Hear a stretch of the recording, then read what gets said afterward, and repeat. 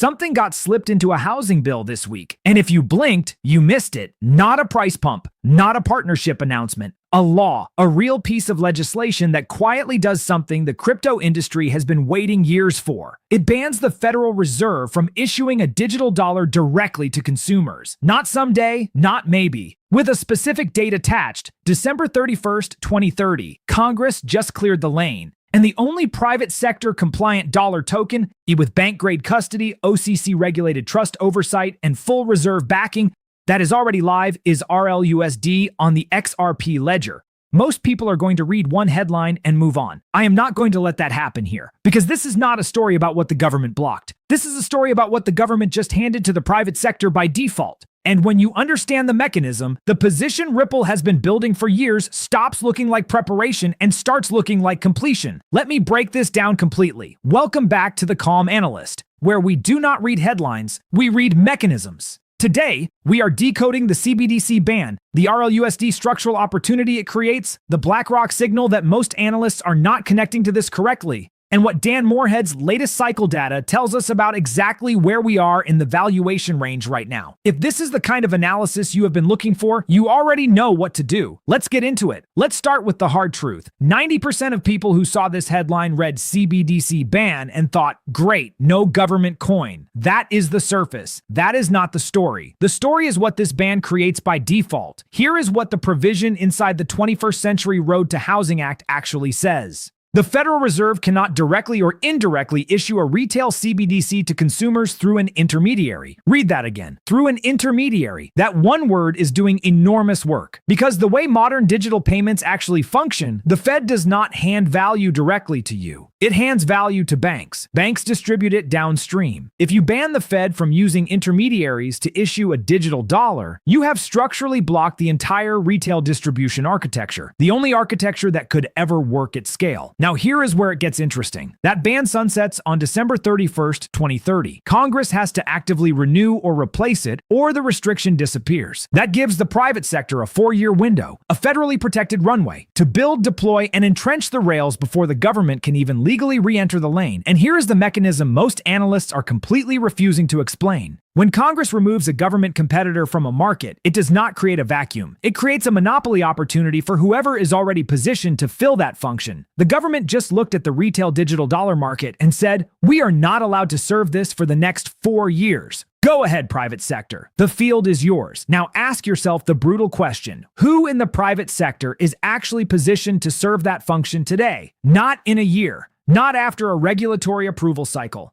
Today. Right now. With bank-grade custody already in place, with OCC-regulated trust oversight already operating, with full reserve backing already confirmed, with an enterprise-grade compliance profile that was built to function as sovereign-grade infrastructure from day one. There is one answer: RLUSD on the XRP ledger. Analysts are already describing RLUSD as a synthetic CBDC model. Private issuance, fully reserved, integrated with central bank payment rails. In a world where Congress has made it politically toxic to launch a government retail token before 2030, that structural profile does not just look attractive. It looks like the only option on the table. The Fed is blocked, the private sector is wide open, RLUSD is already live. This is regulatory chess being played in real time. And the position is already set. Now let me show you the math that makes the size of this opportunity impossible to dismiss, because the numbers here are not small, and most retail investors are not doing this calculation. Cross-border payments.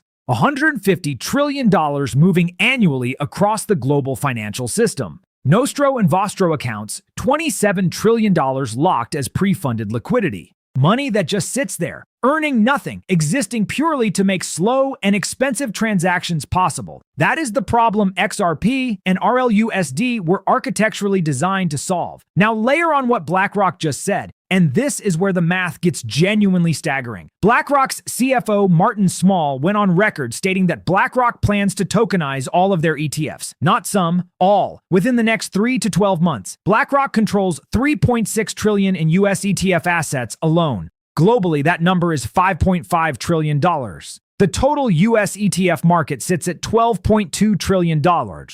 Here is the math retail is ignoring. When you tokenize an ETF, you need settlement infrastructure. You need a compliant on-chain dollar. You need rails that institutions actually trust. If even 5% of that $12.2 trillion ETF market migrates on-chain and requires stablecoin settlement, that is $610 billion in demand for regulated on-chain dollars. RLUSD is the only enterprise-grade dollar token already operational under OCC-regulated trust oversight with BNY Mellon custody. There is no line behind it right now. Nobody else is at that compliance level. Nobody else is live. Now add the cycle data that Dan Moorhead of Panta Capital just dropped, and this should stop everyone cold. Crypto is currently trading at a 50% discount to its long-term trend. It is sitting in the 7th percentile of its 8-year valuation range. That means 93% of the time across this entire asset class's history, it has been priced higher than it is right now. Think about what that means mathematically. This is not a prediction about where the price is going. It is a statement about where the price is relative to every historical data point in this asset class's existence. You are at the bottom 7% of the valuation range at the exact moment that BlackRock is tokenizing its entire ETF suite. Congress is clearing the private sector lane for digital dollars, and XRP spot ETF inflows are hitting single-day records. On March 2nd alone, XRP spot ETF inflows reached $25.59 million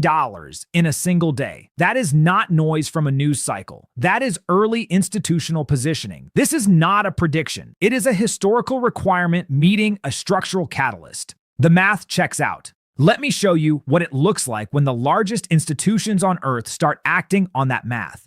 Because this week, it became impossible to ignore. BlackRock's CFO did not describe tokenizing its ETF suite as an experiment or a pilot. He described it as a timeline, 3 to 12 months. When a firm managing $5.5 trillion globally puts something on a 3 to 12-month calendar, that is a fait accompli. The decision is made. They are not exploring. They are executing. BitGo, one of the oldest and most trusted institutional crypto custodians in existence, just confirmed that tokenized equities infrastructure is already underway.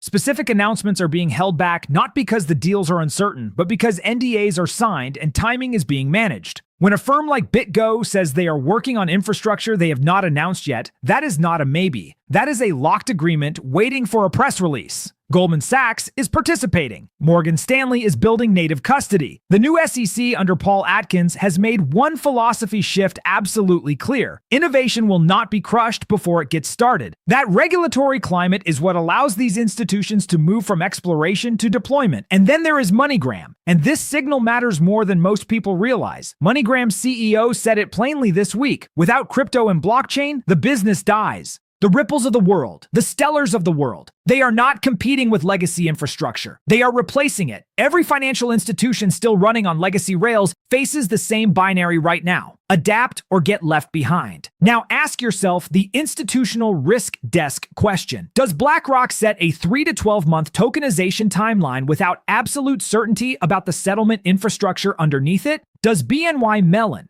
$55 trillion in assets under custody, operate as the primary custodian for a stablecoin it does not trust?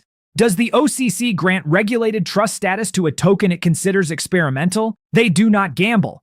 They position. And the positioning you are watching right now across BlackRock, BNY Mellon, Goldman, BitGo, Morgan Stanley simultaneously is the most concentrated institutional signal this asset class has ever produced. All of it pointing at the same infrastructure. Let me be precise about timing because the next 4 years are not created equal, and treating 2025 through 2030 as one long waiting period is a critical mistake. The CBDC ban creates a federally protected competitive runway that expires December 31st, 2030. From the moment this passes, there is zero political appetite for the Fed to compete against private stablecoins. RLUSD operates in a protected environment. The clock starts now. Simultaneously, the formal stablecoin legislation moving through Congress, separate from this housing bill, is pushing toward a regulatory framework for dollar-backed tokens. When that bill passes, RLUSD is not scrambling to comply. RLUSD is already compliant. That is the difference between being built for regulation and being built despite it. Paul Atkins' SEC has already signaled the shift. Guide innovation, do not suppress it. The moment formal guidance drops for tokenized equities and on-chain settlement, the wait-and-see capital sitting in institutional treasuries becomes all-in capital. We are not talking about billions waiting on that signal. We are talking about trillions that have been parked on the sideline waiting for exactly this regulatory moment. The XRP ETF is already in that flow. Every inflow day adds structural demand. Every consecutive inflow day is one fewer XRP available at current prices. Cross-chain finality has gone from 15 minutes 2 years ago to 12 seconds today. The target is 1 second. Invisible, seamless background settlement. The technology did not wait for the institutions. The institutions are now catching up. The catalysts are not on the horizon. They are already in motion. Here is the dynamic that I need you to understand about how windows close in this market, because this one is closing in a specific, identifiable way that most retail investors will only recognize after the fact. The uncertainty holding institutional allocators cautious right now is the exact same uncertainty holding the price down. Those two things are not separate. They are the same variable. Remove the regulatory uncertainty and you remove the price discount simultaneously. They do not happen in sequence. They happen at the same moment. The moment a single bill passes, the moment a single guidance document drops, the moment one press release confirms BlackRock's first tokenized ETF has settled live on the XRP ledger, the risk premium embedded in the current price evaporates. Not gradually, suddenly. Dan Morehead's data makes this precise. At the 7th percentile of the 8-year valuation range, you are as close to the structural floor of this asset class as it ever gets. But here is the reality about floors. They do not announce when they end. You look up one day, and the price is somewhere you can no longer afford to build a meaningful position. Tokens entering institutional multi-sig custody structures through ETF flows, through BNY Mellon custody, through OTC accumulation, they are not coming back to market for a 15% return. They are locked for years. Exchange reserves have been declining, ETF inflows are accelerating supply removal. Every day this continues, the liquid float gets tighter. We are transitioning from retail accessibility to institutional lockup. And that transition does not happen on a publicly posted schedule. It happens when the legislation passes.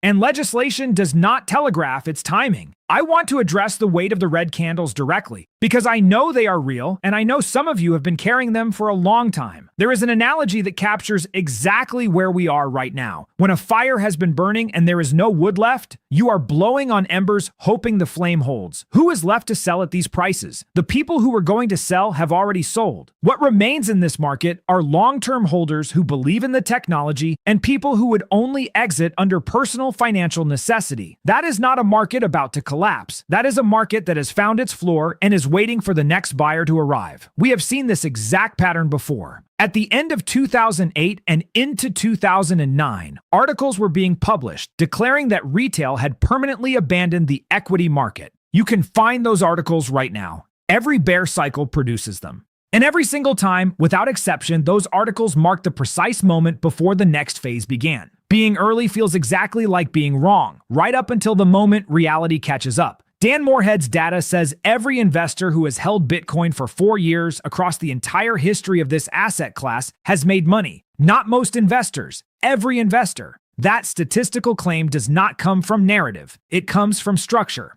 And the structure right now, legislation clearing the private sector lane, BlackRock on a 3 to 12 month tokenization timeline, RLUSD already live and already compliant, cross-chain finality accelerating toward 1 second. None of that is reflected in the current price. The signal is clear. The noise is loud. My job is to help you tell the difference. Here is the thesis stated in one clean statement. The CBDC ban did not just block a government coin. It drafted RLUSD and the XRP ledger underneath it as the de facto architecture of the American digital dollar. Not officially, not by name, but by consequence. When Congress closes off the government lane, the private lane does not just stay open. It becomes the only lane, and Ripple has been building in that lane for years while everyone else was still debating whether the lane was real. Crypto is at the 7th percentile of its 8-year valuation range. BlackRock is tokenizing $5.5 trillion in ETF assets on a 3 to 12-month timeline. RLUSD is the only enterprise-grade compliant dollar token already live. The sellers are exhausted. The institutional buyers are positioned. The regulatory runway just got federally protected through 2030. Price is a distraction. Infrastructure is the reality. History does not reward the people who waited for certainty. It rewards the people who understood the structure before certainty arrived. In a market fueled by emotion and noise, we thrive on data and composure. Stay patient, stay rational. Knowledge is the only hedge. Stay sharp, stay positioned. Drop lane in the comments if you made it to the end. I want to know who understood the mechanism, not just the headline. Next video, what happens to RLUSD and XRP liquidity mechanics the exact moment the stablecoin bill formally passes? If you want to be there for it, you know what to do.